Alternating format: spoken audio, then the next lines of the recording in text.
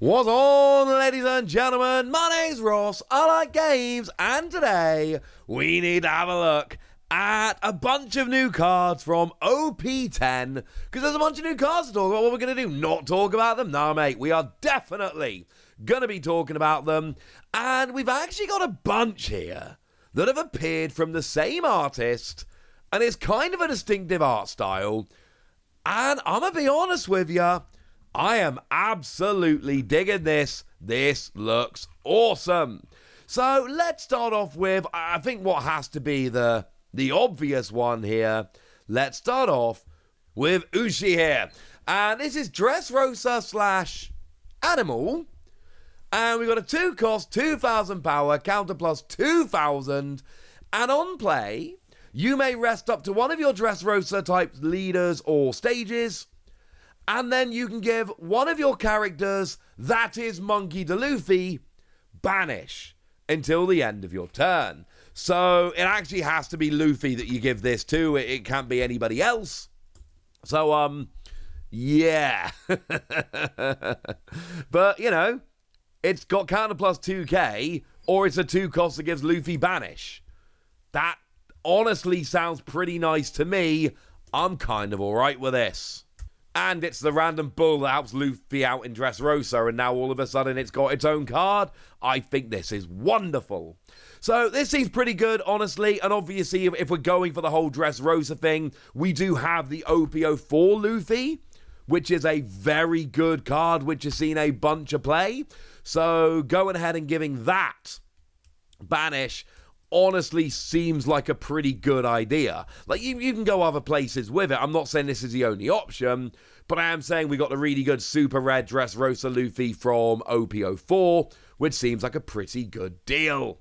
So, yeah, it's like a 7k, and it can attack active characters, so, you know, quite nice.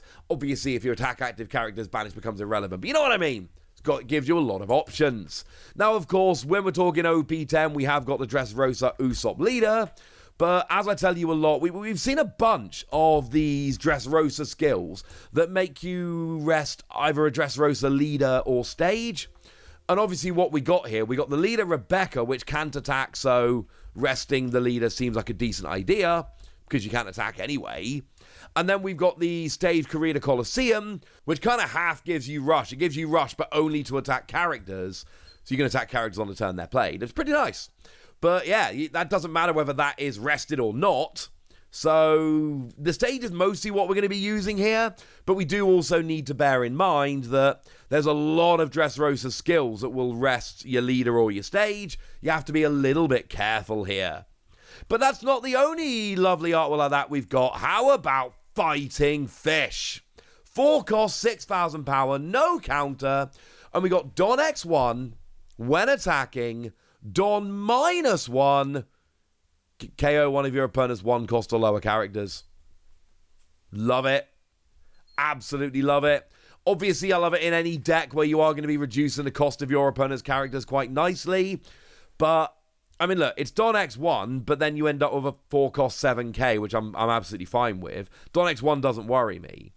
You get to KO a 1-cost or lower, which is not ideal, but again, if you're playing it in a deck where you're lowering costs, then that's not an issue. And sure, the Don -1 isn't ideal, but as I've told you a million times at this stage, between cards like Charlotte Puddin and Black Maria and all of that in purple right now, it's not that big a deal if you have to Don -1 anymore, not with the way purple decks are. So you basically just end up with a decent character, Don X1, Don -1, KO? Yes. Obviously the ideal here is you end up as a 7k Fighting Fish, your opponent's got a weak blocker that they're trying to use to block you, and you get rid of the blocker, and then you just get to go after the leader. That would be ideal here. It's not always going to work, but that would be the ideal. And while we're sitting here admiring the artwork, how about one more? How about Chadros? Let's just call him Brownbeard, all right? Let's just call him Brownbeard. 3-cost, 5,000 power, red. And what we've got here is, when attacking, if you have one or fewer characters with 6,000 power or more, this character gains 1,000 power during this turn. Now, remember that your generic vanilla characters are, free cost 5k, for instance. This ends up as a free cost 6k. You're giving up the counter to do it, but you are ending up as a free cost 6k. But only if you have one or fewer characters with 6,000 power or more.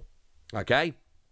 Which is fine, but it means kind of when you're on turn 3 and you're playing this down, and this is a free cost 6k, it's beautiful, and I love this with the Sanji from PRBO1, where you've then potentially got Rush as well, because there's no on-play skill, and this is really nice.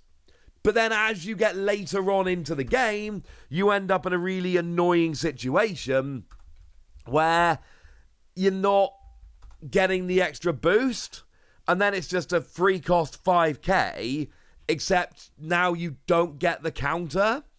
So it's just a bad card with bad stats. And then I'm much less of a fan of this card. But I certainly think, in the early game in a Sanji deck, yeah, I think this could work. A card I think it's fair to say, not entirely keen on here is Saint Homing. And look, I'm sure some of you guys can get on board with this, but it's a 1-cost 0 power counter plus 1,000. So yes, it's cheap, but it's terrible for attacking. It's not particularly good as a counter, and it's got an activate main, trash this character, give up to one of your black characters plus free cost until the end of your opponent's next turn. That's what it does. You basically pay 1 to play it and then trash it to give yourself plus free cost. And look, there are going to be times this works, okay? There are going to be times where your opponent is trying to lower your cost to activate a skill to KO you, and this puts them out of range. It means they can't reach over it. And similarly, we've got all of those black cards. I don't know, take, for instance, Nami from Starter Deck 14 as an example. If you have a character with a cost of 8 or more, draw a card. So you can use this to give yourself extra cost so that you can activate these kind of skills. I'm sure with it being a 1 cost and having a counter, even if it's not ideal, I'm sure some people are going to be able to make use of this. But for me personally, I am not a fan of this card. And we got so many great cards in black nowadays that we are really fighting for space in our deck. And I just don't think this is going to be good enough. If you think I'm wrong, as always, please argue with me in the comment section.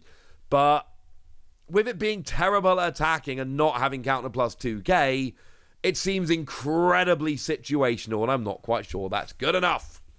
One thing which might be good enough, Dragon number 13.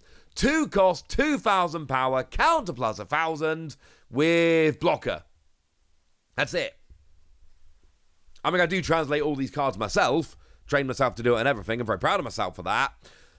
But honestly here, it's, yeah. So it's not exactly the, most difficult card ever to translate. Although, I don't think, have we talked about Caesar's Soldier yet? This might be one of those reveals that kind of slipped out and passed us by. It's a free cost 4,000 power counter plus 1,000, but on play, you get to play up to 1 Punk Hazard character with a cost of 2 or less from your hand. And this Dragon number 13 is a Punk Hazard character with a cost of 2 or less. So you essentially play Caesar Soldier, get a 4k body on the board, but then also get a 2k body on the board as a blocker. And yes, I'm fully aware that you've got to kind of have the cards in hand, which is not ideal.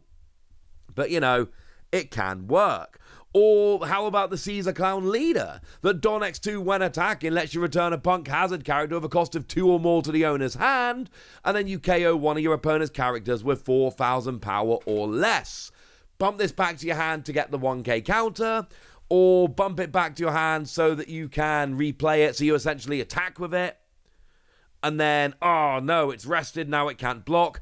Bump it back to your hand so that you can replay it, so that it then is available to block. So it's not just the fact that it's a nice cheap blocker here, it's the fact that we've actually got a bunch of Punk Hazard cards that will actually combo with this quite nicely, and that honestly makes me very, very happy.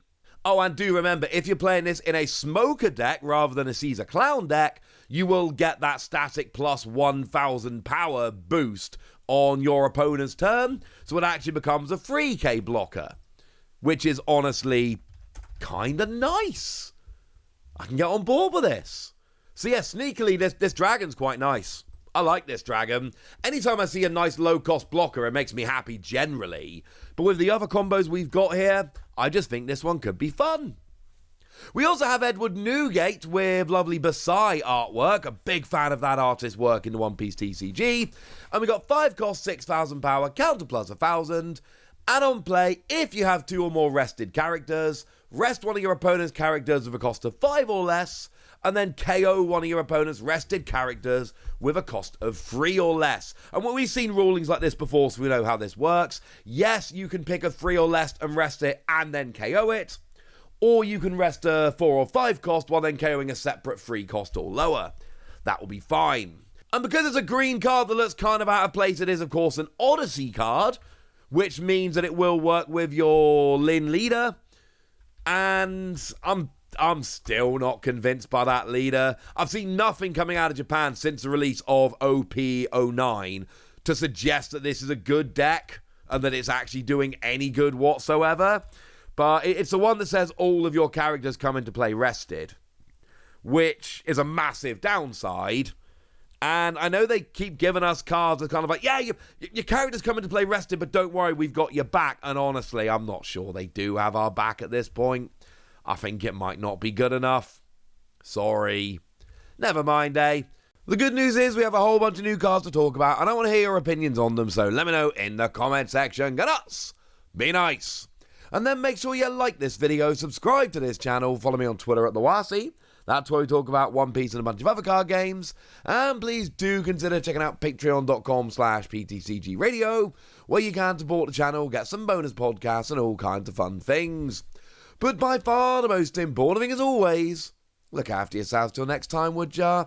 Thank you very much for watching. My name's Ross, and you've been watching Wasi Plays.